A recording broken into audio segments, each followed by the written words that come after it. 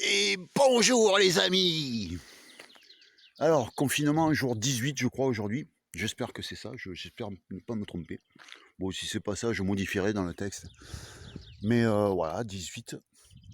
Donc, je suis en bref déplacement près du domicile lié à l'activité physique et aux besoins des animaux de compagnie. Voilà, j'ai mon petit papier sur moi, donc bon, allez, on y va, il fait beau, le ciel est bleu, sans aucune trace d'avion ou de nuages quelconque. C'est merveilleux. Je vois le moulin de Saint-Sath là-bas au loin. Voilà, donc j'espère que vous êtes, euh, vous êtes en forme, que ce confinement se passe bien, même si parfois ça peut faire tirer, hein, parce que c'est vrai que bon, c'est chaud, quoi. Quelle que soit notre situation, c'est chaud, hein, ça c'est indéniable. Voilà, sinon, tiens, on va parler un petit peu d'actu. L'autre jour, je descendais à Apt en bagnole et puis j'étais sur Sud Radio, tu vois. Sud Radio, c'est une émission, c'est une radio, elle est sympa, j'aime bien, ça change un peu quoi d'ambiance. Ils ont une manière de traiter l'info un petit peu différente des autres, quoi. Je crois savoir qu'ils sont à peu près indépendants, donc ouais, ça va, c'est intéressant comme radio. Et le thème de l'émission, c'était le fait qu'un Français sur quatre pensait que cette maladie était créée par l'humain, quoi. Alors, c'est possible, hein. Moi je suis comme les Français, j'y crois à 25%, on va dire. C'est pas impossible. Pourquoi pas? Donc moi pour ma part là, c'est une piste, on va dire, sanitaire, c'est une nouvelle forme de coronavirus qui s'est formé hein, par mélange d'espèces là dans des élevages à la con, enfin bon bref.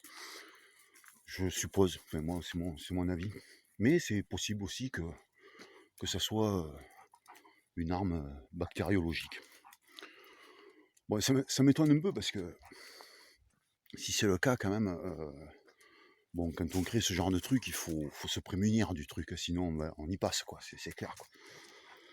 Donc les mecs qui conçoivent des trucs comme ça sont loin d'être des abrutis, donc si c'est le cas, il y a un antidote quelque part, forcément. Donc tant qu'il apparaît pas comme ça, on va dire de manière magique et spontanée, ben je douterais fort de cette hypothèse, quoi. Mais c'est possible, c'est tout à fait possible, tu vois. Imagine un scénar de science-fiction. Alors les gars, alors si vous bossez à Hollywood, allez, c'est cadeau. Scénar de science-fiction, prenez de quoi noter, ça me fait plaisir. C'est en plein confinement, c'est bon, on y va. Allez-y les gars, vous avez un super truc, vous allez vous goinfrer après à la sortie de tout ça, vous allez faire une super production, ça va être génial. Donc prenez des notes. Nous sommes dans la fin des années 70. Et dans la brume matinale, une Ford Mustang arrive à la carrière de la petite ville de Géorgie, réputée pour son granit, qu'on appelle d'ailleurs la capitale du granit. Là sort un individu qui se fait appeler Christian Rosecroix. Mais en fait, c'est une fausse identité. Son identité, personne ne la connaît. Et il fait la commande d'un monument de granit, avec des blocs de granit, avec des dimensions de très beaux volumes et de très belles dimensions, de très belles factures. Il prend commande de ce monument qu'il fait ériger quelques mois plus tard sur une propriété qu'il vient d'acquérir, toujours de manière anonyme. Et sur ce monument, il fait graver dans le granit en 8 langues, les 8 langues les plus répandues de la Terre, anglais, espagnol, etc. Un texte qui ressemble à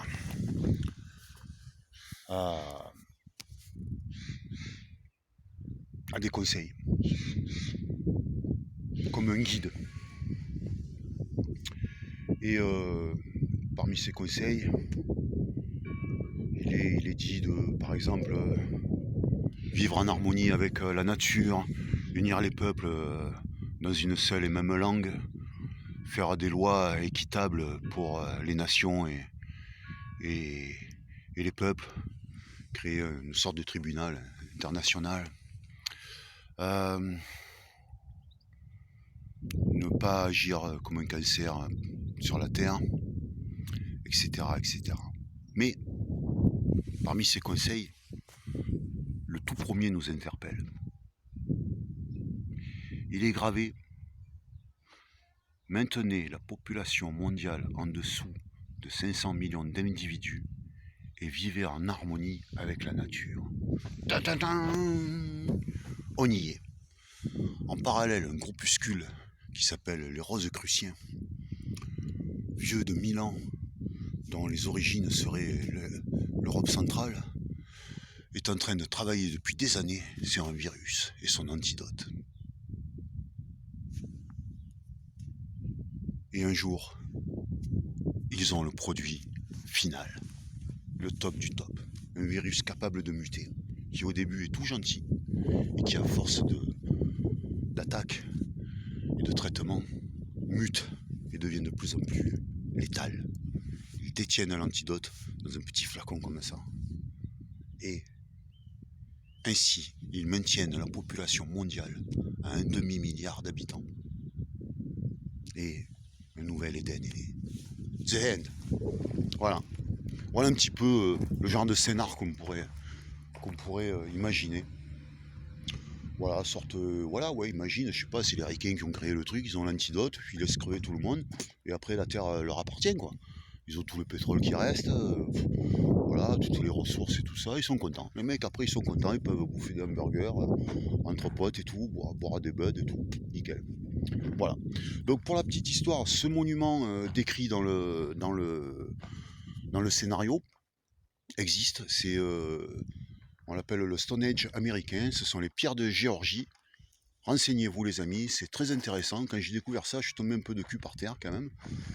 C'était il y a une dizaine d'années, je me disais mais c'est pas possible quoi, c'est quoi ce truc? Ouais, ça existe vraiment. Le personnage aussi existe, il a voulu garder l'anonymat, il s'est présenté sous une fausse identité. Et voilà, là, il a acquis une propriété sur laquelle il a fait ériger ce monument qu'il a donné à la ville et qui est devenu une attraction touristique, voilà, qui est visitée par quelques dizaines de milliers de personnes tous les ans. Voilà. Donc, eh bien, je vous dis à demain, les amis.